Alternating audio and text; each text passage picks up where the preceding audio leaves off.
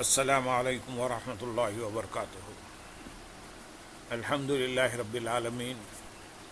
والصلاة والسلام علی سید المرسلین، اما بعد فاعوذ باللہ من الشیطان الرجیم، بسم اللہ الرحمن الرحیم۔ برادران عزیز و معزز خواتین، آج کی اس نشست میں سورۃ سبا کی آیت نمبر 15 سے آیت نمبر 18 تک تمام آیات کا ترجمہ و تفسیر پیش کرنے کی سعادت حاصل کی جائے گی۔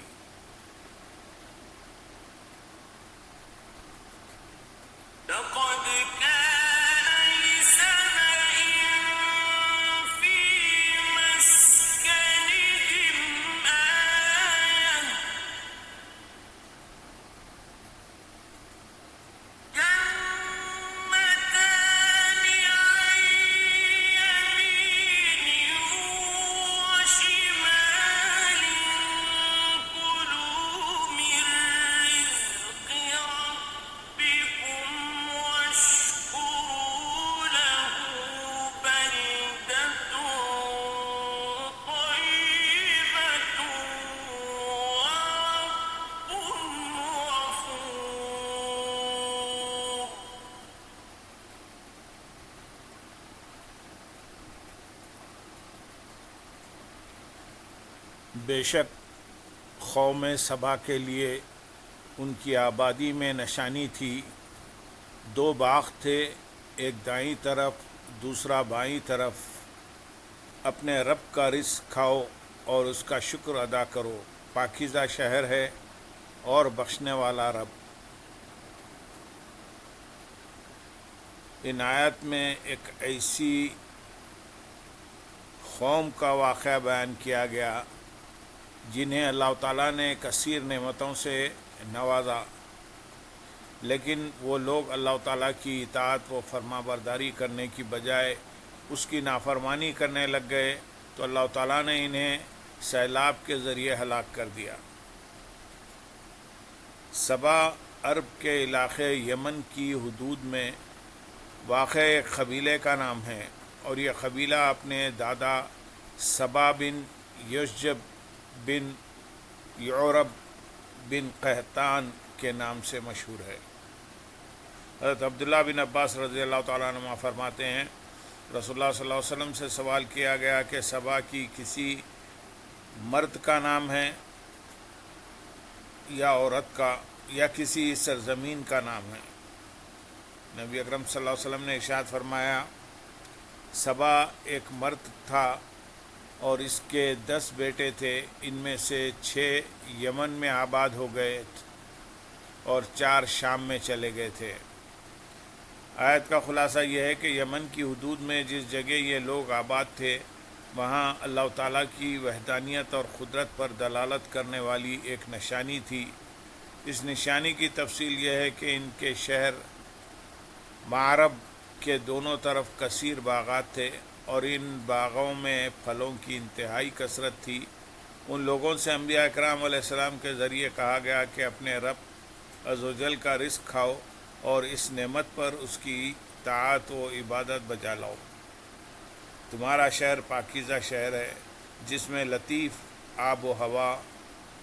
اور صاف ستھری سرزمین ہے۔ اس میں مچھر، مکھی، کھٹمل، سانپ اور بچھو وغیرہ کوئی چیز نہیں،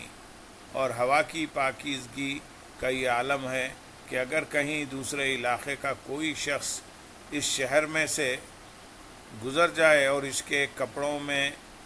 جوئیں ہوں تو سب مر جائیں۔ اگر تم اپنے رب عز و جل کی روزی پر شکر ادا کرو اور اس کی اطاعت بجا لاؤ تو وہ بخشش فرمانے والا ہے۔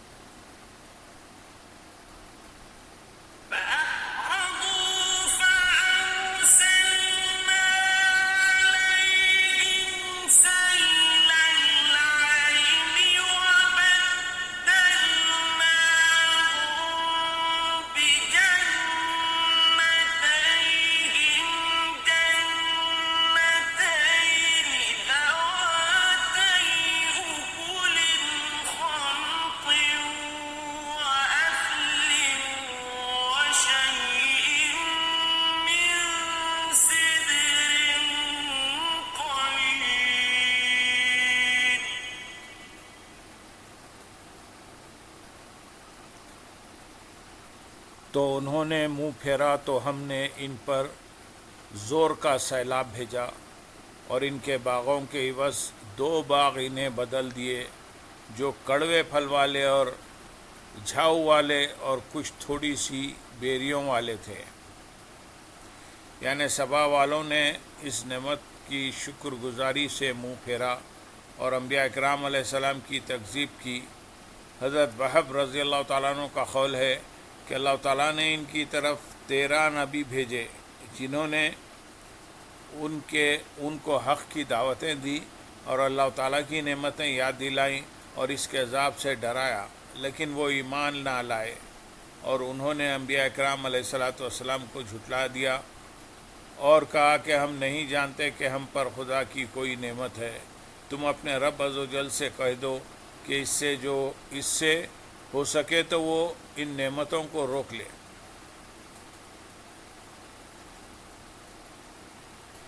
تو ہم نے ان پر زور کا سیلاب بھیجا۔ یہاں سے ان لوگوں کا انجام بیان کیا گیا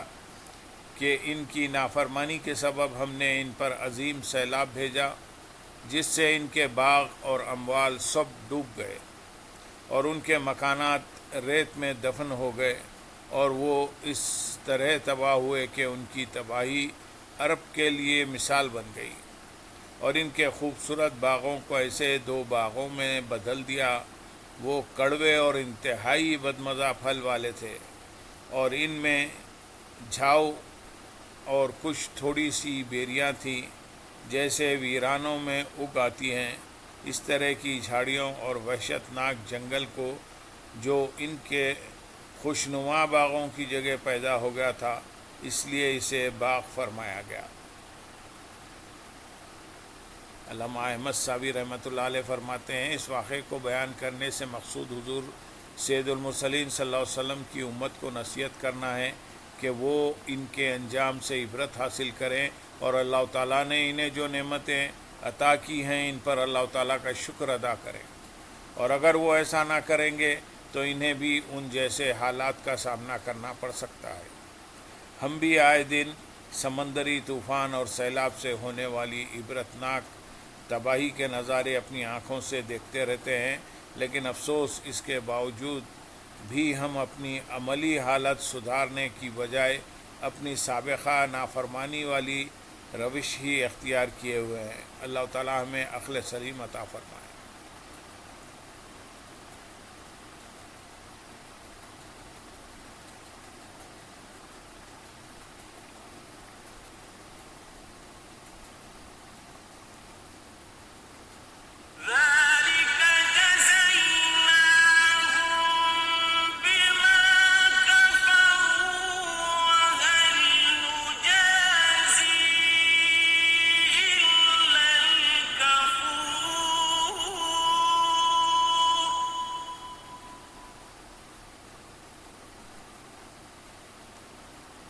ہم نے انہیں ان کی ناشکری کی وجہ سے یہ بدلہ دیا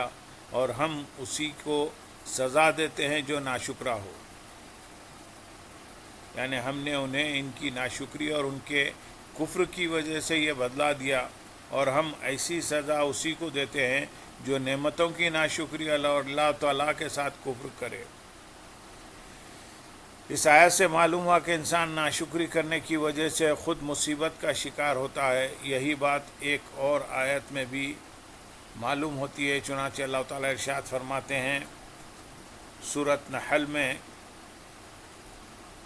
اور اللہ نے ایک بستی کی مثال بیان فرمائی جو امن و اطمینان والی تھی، ہر طرف سے اس کے پاس اس کا رزق کثرت سے آتا تھا،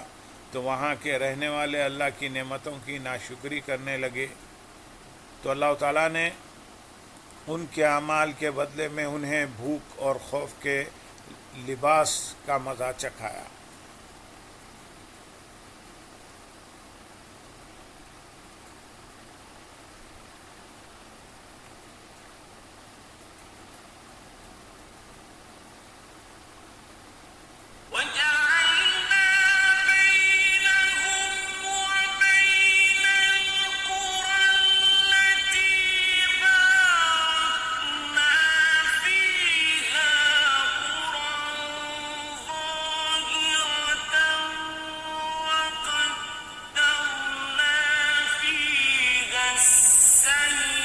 سيسيروا فيها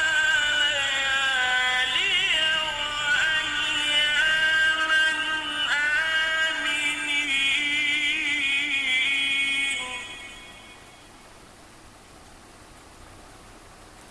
اور ہم نے ان سبا والوں کو اور ان شہروں کے درمیان بہت سی نمایاں بستیاں بنا دی جن میں ہم نے برکت رکھی تھی، اور ان بستیوں میں سفر کو ایک اندازے پر رکھا، اور انہیں فرمایا ان میں راتوں اور دنوں کو امن و امان سے چلو، اور ہم نے ان میں اور ان شہروں کے درمیان بنا دیا۔ ارشاد فرمایا کہ ہم نے شہر سبا میں اور دوسرے شہروں کے درمیان بہت سی نمایاں بستیاں بنا دی جن میں ہم نے برکت رکھی تھی کہ وہاں کے رہنے والوں کو وسیع نعمتیں، پانی، درخت اور چشمے عنایت کیے۔ ان دوسرے شہروں سے مراد شام کے شہر ہیں، اور سبا سے شام تک کے سفر کرنے والوں کو اس راستے میں کھانا اور پانی ساتھ لے جانے کی ضرورت نہ تھی، اور فرمایا کہ ان بستیوں میں سفر کو ایک اندازے پر رکھا تاکہ چلنے والا ایک مقام سے صبح چلے تو دوپہر کو ایک آبادی میں پہنچ جائے جہاں ضروریات کے تمام سامان میسر ہوں، اور جب دوپہر کو چلے تو شام کو ایک شہر میں پہنچ جائے۔ یمن سے شام تک کا تمام سفر اسی آسائش کے ساتھ طے ہو سکے، اور ہم نے ان سے کہا کہ ان بستیوں میں راتوں اور دنوں کو امن و امان سے چلو، نہ راتوں میں کوئی کھٹکا، نہ دنوں میں کوئی تکلیف، نہ دشمن کا اندیشہ، نہ بھوک پیاس کا غم۔ اللہم صلی علی سیدنا محمد وعلی آل سیدنا محمد وبارک وسلم، وآخر دعوانا ان الحمد للہ رب العالمین۔ سبحان ربک